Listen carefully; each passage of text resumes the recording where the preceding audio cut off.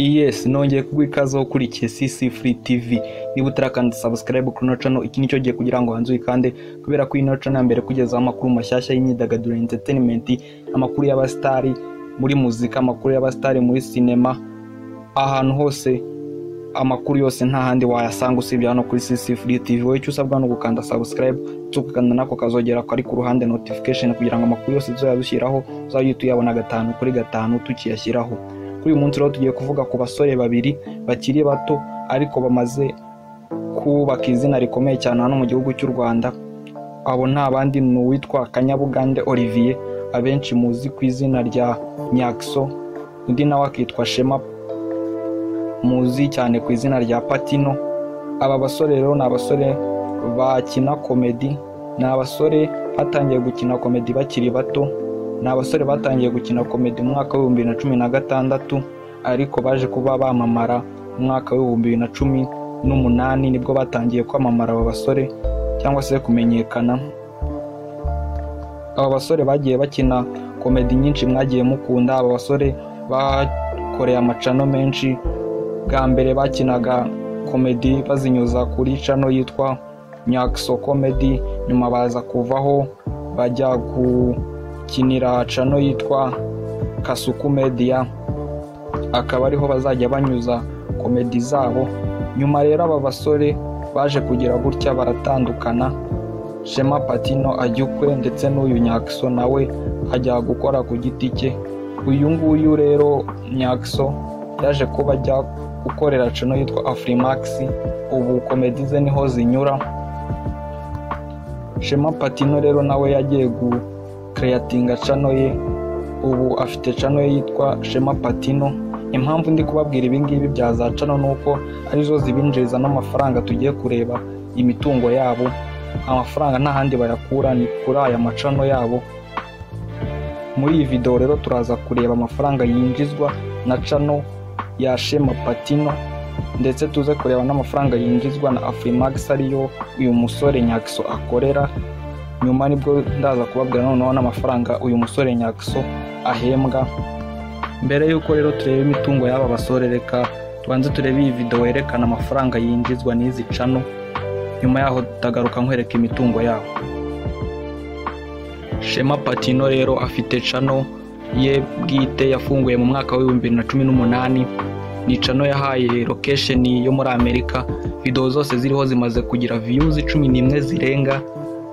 Dore aba subscribers bariho bamaze kurenga 118.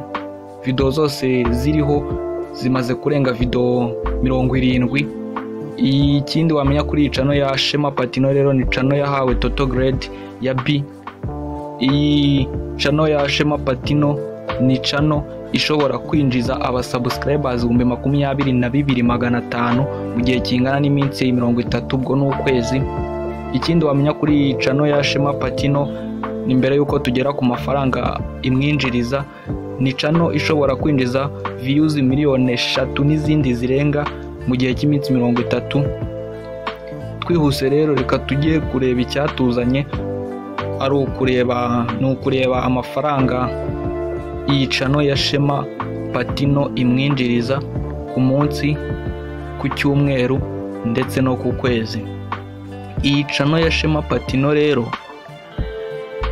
ishobora kwinjiza amadolari 29 ku munsi, ariko ashobora no kwiyongera akagera ku madolari 468. Ku batabyumva mu Rwanda, amadolari 29 n'ubundi angana hafi n'ibihumbi 29 by'amafaranga y'u Rwanda. Tugiye kureba amafaranga iyi channel ya Shema Patino yinjiza ku cyumweru.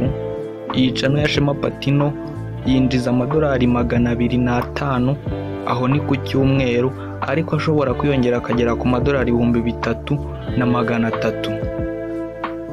Ku kwezi iyi channel ya Shema Patino ikamwinjiriza agera mu madolari 878. tuyashyize mu manyarwanda n'ubundi ni ibihumbi 878, ariko ashobora no kwiyongera akagera kuri miliyoni 14 z'amafaranga y'u Rwanda, aho ni mu gihe kingana n'ukwezi kumwe.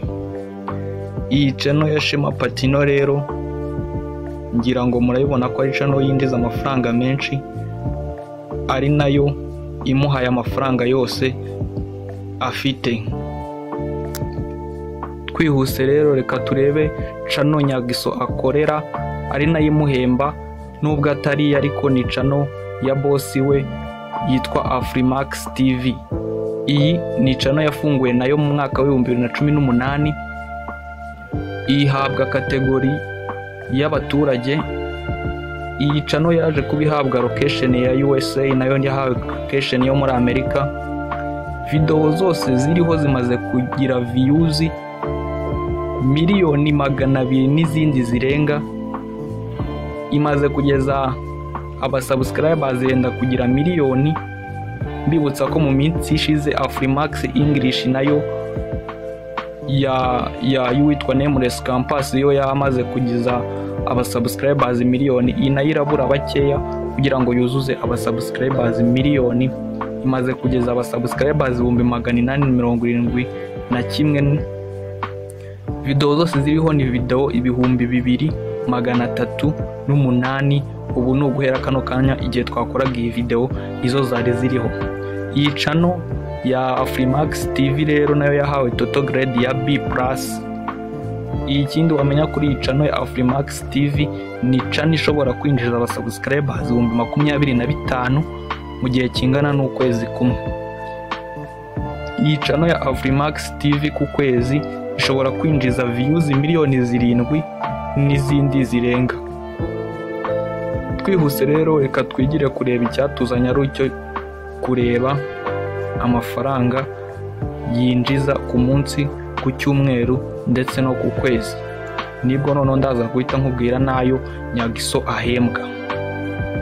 Iyi channel ya Afrimax TV yinjiza amadolari 66 mu gihe kingana n'amasaha 24. Ashobora kwiyongera akagera ku madolari 1,100. Iyi channel ya Afrimax TV ku cyumweru ikinjiza amadolari 460, ashobora kwiyongera akagera ku madolari 7,400. Ku kwezi iyi channel ya Afrimax TV ikinjiza amadolari 2,000, ashobora kwiyongera akagera kuri miliyoni 31,600 z'amafaranga y'u Rwanda. Ngayo ngo ukorera amafaranga yinjizwa n'iyi channel ya Afrimax TV. Ngira ngo murabyiboneye rero, aba basore izi channel zabo zibinjiza amafaranga menshi. Noneho ubu ngubu nakwereka imitungo yabo bamaze kugira babikesha uyu mwuga bakora wo gukina comedy hano mu gihugu cy'u Rwanda. Duhereye kuri uyu musore Shema Patino. Shema Patino afite inzu hano mu mujyi wa Kigali. Ni inzu nziza cyane, ni inzu ifite agaciro ka miliyoni 152 z'amafaranga y'u Rwanda. Imodoka y'uyu Shema Patino rero, afite imodoka iri mu bwoko bwa Prado. Ni imodoka nziza cyane, igura agera muri miliyoni 58 z'amafaranga y'u Rwanda.